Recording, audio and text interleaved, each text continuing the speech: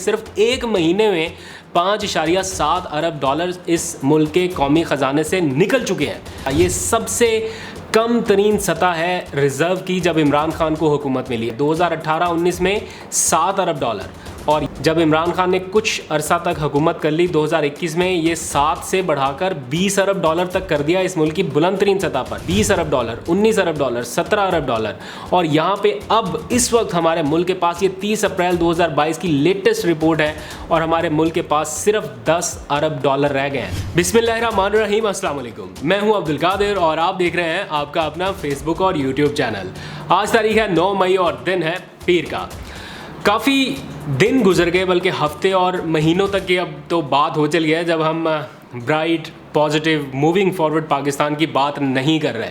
बड़ा दिल चाहता है कि पाकिस्तान के लिए कुछ अच्छा हो, उसके ऊपर बात करें, बिकॉज पॉलिटिक्स बहुत ज़्यादा हो गई। बहुत ढूंढने की कोशिश की कि कुछ अच्छी खबरें हो जो आप लोगों तक पहुंचाई जाए, ख़ास तौर पर जो ओवरसीज़ पाकिस्तानी है और इनलैंड पाकिस्तानी में बड़ा कंसर्न है मौजूदा हालात को लेकर। तो मैं चाह रहा था कि थोड़ा मूड जो है वो स्विच किया जाए, कुछ अच्छी खबरों के हवाले से बात करें, लेकिन अनफॉर्चुनेटली वो ब्राइट मूविंग फॉरवर्ड पाकिस्तान कहीं पीछे रह गया।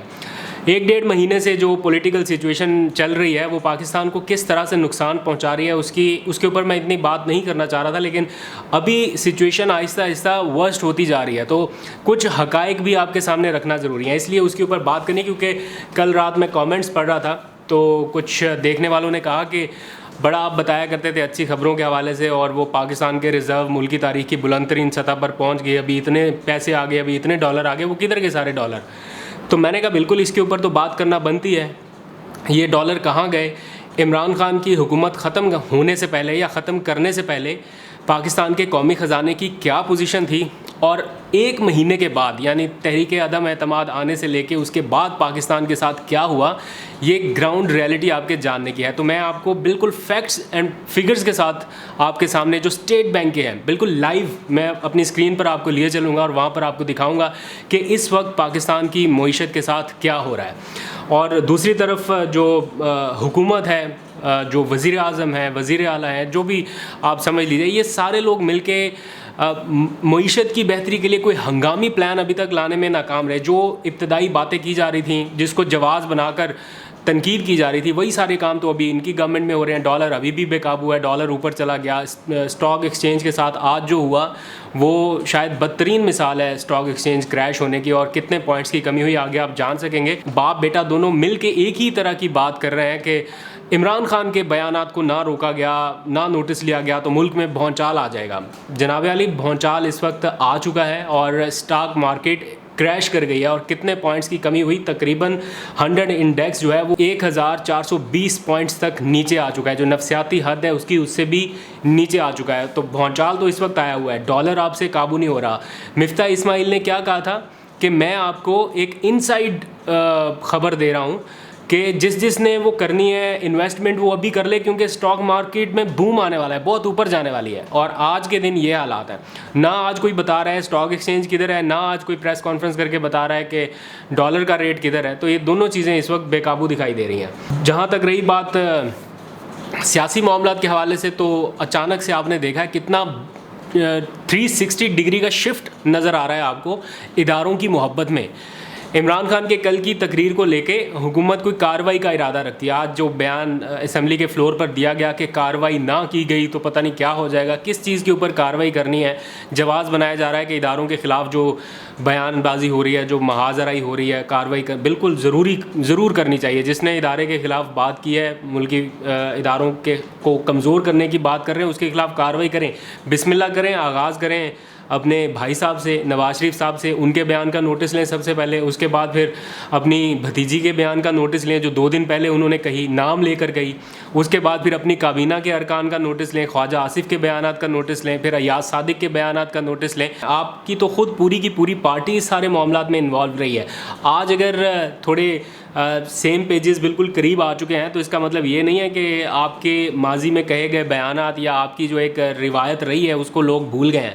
आज अगर आपने अपने इक़्तिदार की खातिर को बड़ा समझौता कर लिया है, वोट की इज़्ज़त दो को जो समझौता आपने किया है वो कोई भूला तो नहीं है। आपके कारकुनान को भी पता है, वोटर सपोर्टर सबको पता है कि किस तरीके से ये सारा मामला हुआ। खैर, पॉलिटिक्स के ऊपर मैं बात करूँगा, बाद में करूँगा, लेकिन अभी जो मुल्की मुआशी सूरत हाल है उसके थोड़े से अदाद-ओ-शुमार आपके सामने रखने हैं और आपको जानकर हैरानी होगी कि सिर्फ एक महीने में कितने अरब डॉलर मुल्की ख़जाने से निकल चुके हैं। हमारे अपने करीबी दोस्त इस वक्त हमारी मदद करने के लिए तैयार नहीं है। मदद करना तो दूर की बात, उनके पास गए तो इस बात की टेंशन बढ़ गई कि जो पहले से दिए हुए हैं वो वापस मांग रहे हैं, वो किस तरह बचाने हैं। तो इस वक्त जो हमारे पास ऑप्शंस हैं वो बड़े महदूद हैं, क्योंकि एक दिन के अंदर अंदर सरमायाकारों के अरबों रुपए डूब चुके हैं। आज की आप हेडलाइंस उठा के देख लें किसी टीवी चैनल्स की, और आपको यकीन नहीं है तो जियो न्यूज़ की हेडलाइंस आप सुन लीजिए 2 मिनट, तो आपको अंदाज़ा हो जाएगा कि 100 इंडेक्स 1420 पॉइंट्स कम होने से कितने सरमायाकारों के कितने अरब रुपए डूबे हैं। साथ ही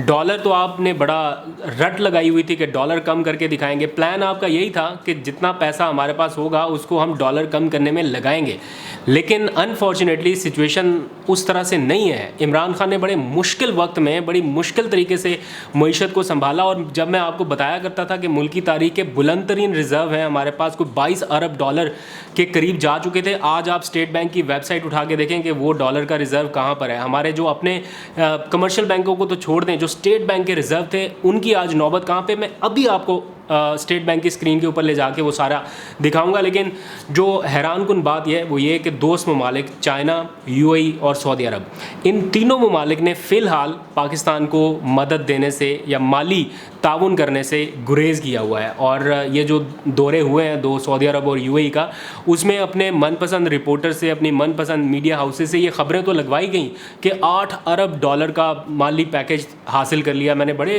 जय्यद किस्म के साफ़ियों की वो ट्वीट्स देखी। आपने कोई एक ऑफिशियल प्रेस रिलीज देखी जिसमें ये कहा गया हो कि 8 अरब डॉलर की आपको मदद मिल रही है? 8 अरब डॉलर की मदद तो दूर की बात, वो जो 3 अरब डॉलर उन्होंने डिपॉजिट करवाए थे स्टेट बैंक में, उसकी सिर्फ मुद्दत में तौसीक किया कि चले कुछ देर आप और रख लें, वरना हमने वो वापस करने हैं, वो वापस मांग रहे हैं, लेकिन सिर्फ रियायत ये दिया कि कुछ अरसा और वो पाकिस्तान के पास रहेंगे। इसके अलावा कोई इस वक्त माली ताउन या मदद एट द मोमेंट नहीं है। और IMF ने पाकिस्तान आना था, उनका वफ्द पाकिस्तान नहीं आ रहा, और कोशिशें ये हो रही हैं कि किसी तरह हम वहाँ पर जाकर, दोहा में जाकर इन मामलात को टैकल करें। शहबाज शरीफ साहब इस वक्त ज़हनी तौर पर तैयार बैठे हैं कि हम जो सब्सिडी पेट्रोल के ऊपर या पेट्रोलियम मसनूआत के ऊपर इस वक्त इस्तेमाल कर रहे हैं वो ख़त्म कर दी जाए, और इस पर IMF का दबाव है। मुझे बहुत अच्छे से याद है जब इमरान खान साहब से हमारी मुलाकात हुई, जिस दिन तहरीक अदम एतमाद पेश हुई, उस दिन उन्होंने ये बात कही थी कि अमेरिका हम पर IMF के ज़रिए दबाव डाल रहा है, लेकिन इसको मैं बर्दाश्त करने के लिए तैयार हूँ और कर लूँगा। वो होपफुल थे कि आवाम के ऊपर बोझ नहीं पड़ने दूंगा, और ये जो पेट्रोलियम मसनूआत की कीमतें कम की हैं इसके लिए मैं पैसा कहीं ना कहीं से एडजस्ट कर लूँगा। लेकिन इस वक्त की जो मौजूदा हुकूमत है ये कहीं ना कहीं ज़हनी तौर पर तैयार लग रही है कि ठीक है, जो रिलीफ आवाम को दिया है जो सब्सिडी की सूरत में, ये वापस ले लिया जाएगा और अल्टीमेटली आवाम को भुगतनी पड़ेंगी हायर प्राइसेस। अब मैं आपको बताना चाह रहा हूँ वो फैक्ट्स एंड फिगर्स जो शायद आपके लिए परेशान कुन हो, और वाकई इस वक्त सिचुएशन कुछ ऐसी है क्योंकि सिर्फ एक महीने के अंदर अंदर, जब से तहरीक अदम एतमाद आई है या कामयाब हुई है, उसके बाद से लेके अब तक सिर्फ एक महीने के अंदर अंदर जो पाकिस्तान के रिजर्व्स थे, स्टेट बैंक के जो ज़खायर थे, उनमें 5.7 अरब डॉलर्स की कमी हो गई। एक अरब डॉलर लेने के लिए हम IMF के कितना पीछे पीछे फिरते हैं, तो आप अंदाज़ा लगाएं कि सिर्फ एक महीने में 5.7 अरब डॉलर इस मुल्क के कौमी ख़जाने से निकल चुके हैं। असल में जो इस वक्त ग्राउंड रियलिटी है वो बड़ी ख़तरनाक है। कैसे है, ज़रा कंप्यूटर स्क्रीन पे आइए, मैं आपको दिखाता हूँ। तो जनाब इस वक्त हम अपने कंप्यूटर स्क्रीन पर हैं स्टेट बैंक ऑफ पाकिस्तान की वेबसाइट पर, जहां पर आपका पूरा मॉनेटरी मैनेजमेंट डिपार्टमेंट जो है वो आपको बताता है कि आपके लिक्विड फॉरेन एक्सचेंज रिजर्व्स कितने हैं। डॉलर्स में आपको बताए जा रहे हैं कि 2016-17 में कितने थे, 2017-18 में कितने थे, और इस वक्त 30 अप्रैल 2022 में हमारे पास कितने हैं। लेकिन ये बताने से पहले जब हमारे पास इमरान खान की हुकूमत थी तो ये अगस्त 2021 में आप देख सकते हैं कि 20 अरब डॉलर ये हाईएस्ट थे हमारे पास रिजर्व। ये सिर्फ और सिर्फ वो रिजर्व थे जो हमारे स्टेट बैंक के पास थे, और अगर कमर्शियल बैंकों का भी 6 अरब डॉलर मिला लिया जाए तो 27 अरब डॉलर की बुलंद तरीन सतह पर पाकिस्तान के रिजर्व पहुंचे। ये मुल्क की तारीख में पहली बार हुआ था। 2021 अगस्त में इस मुल्क की मईशत बहुत ज़बरदस्त चल रही थी, और 27 अरब डॉलर जो इस मुल्क ने अपनी तारीख में कभी देखे नहीं थे कि इसके बैंक में इसके पास इतना रिजर्व हो, ये था। उसके बाद 20 से 19 अरब डॉलर, 17 अरब डॉलर हुए, और लेकिन जो असल बात है वो यहाँ पर देखने वाली, यहाँ तक स्टेबल थे मामला क्योंकि हमने कुछ कर्ज़ों की अदायगी करनी थी और उसके नतीजे में 19 से 17 यहाँ तक मामला पहुँचा, 16 तक भी आया जनवरी 2022 में। लेकिन मार्च 2022 में ड्रास्टिक चेंज हुआ पाकिस्तान के कौमी ख़जाने में या कौमी दौलत में, और 8 मार्च को तहरीक अदम एतमाद आई। यानी पूरा महीना इस कदर हम गैर मुस्तहकम रहे, मुआशी तौर पर वो इक़दामात नहीं ले सके जो हमें लेने चाहिए थे। इमरान खान भी तहरीक अदम एतमाद निपटाने की तरफ लग गए, पूरी अपोजिशन जमातें भी इसी मामले की तरफ लग गई। तो 16 अरब डॉलर से गिरकर पाकिस्तान का जो नेट रिज़र्व था स्टेट बैंक का वो 11 अरब डॉलर के आसपास आ गया।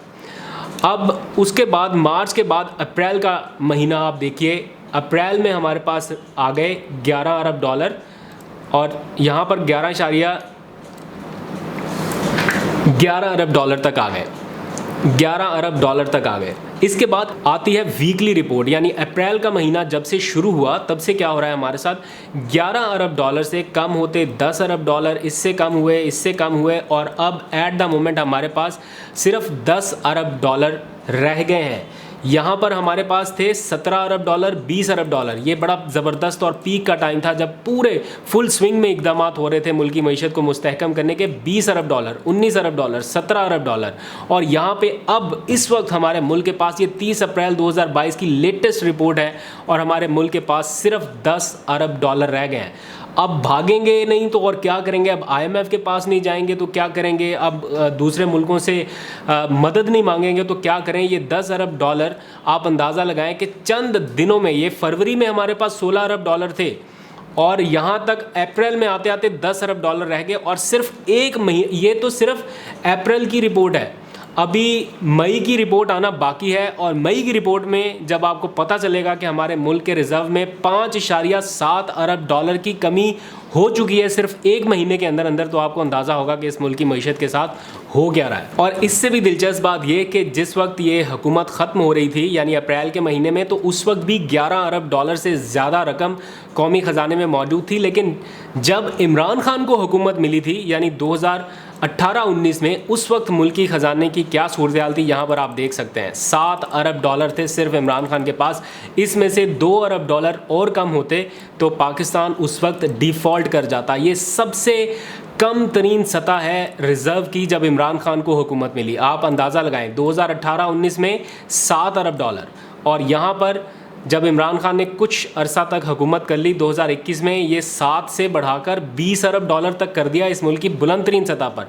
और उसके बाद अभी फिर यहाँ पर 10 अरब डॉलर तक मामला पहुँच गया है। और जब ये अप्रैल का महीना ख़त्म हो जाएगा तो आपको अंदाज़ा होगा कि इस मुल्क के ख़जाने के साथ क्या जुल्म हो रहा है। अब भागें जो मर्ज़ी करें, लेकिन the matter of fact is this कि इस मुल्क की इकॉनमी को इस वक्त नाकाबिले तलाफ़ी नुकसान पहुंच रहा है। सबूत आपके सामने हाजिर है। एक माह में महंगाई की शरह जो है वो बुलंद तरीन सतह पर चलेगी और अफरात ज़र 11 साल की बुलंद तरीन सतह पर है इस वक्त, और फिर भी ये गिला कर रहे हैं और अभी भी आके कह रहे हैं कि सारा कुछ इमरान खान ने कर दिया। और कल मैं सुन रहा था KPK में ख़िताब हो रहा था कि अगर हमें खिदमत का मौका मिला तो इलाज मुफ्त कर दूंगा। ये 35 साल तक खिदमत का मौका किसके पास था, 30 साल तक का इक़्तिदार किसके पास था। आज सिर्फ 3.5 साल के इक़्तिदार में इमरान खान ने वो कर दिखाया है जो आप 3 हुकूमतों के बावजूद नहीं कर सके, और अभी आप करने की ख्वाहिश रखते हैं कि मैं मुफ्त इलाज कर दूंगा। वो इमरान खान ने पहले से ही कर दिया। आपने कहा आटा मैं 800 रुपये में करने का ऐलान करता हूँ, वो मिल रहा है किसी को 800 रुपये में आटा, वो 1100 कितने का पता नहीं। मैं ज़ाती तौर पर मैं नहीं ख़रीदता, मुझे रेट का पता नहीं है, लेकिन जो ख़बरों में पता चल रहा है कि वो उतने का नहीं है जितने का दावा किया जा रहा है। आज आके ऐलान किया कि जनाब मैंने चीनी की एक्सपोर्ट पर पाबंदी आयद कर दिया। वो पाबंदी ऑलरेडी है, वो इमरान खान की हुकूमत में ऑलरेडी आयद की जा चुकी थी, तो कुछ भी नया नहीं है। जो ऐलान इस वक्त हो रहा है, जो कुछ भी हो रहा है, वो इस वक्त सिर्फ आंखों में धूल झोंकने के मुतरादिफ है। आज तक के लिए इतना ही। अपना बहुत सा ख्याल रखिए। पॉलिटिकल मामला पर कल बात करेंगे। खुदा हाफिज़।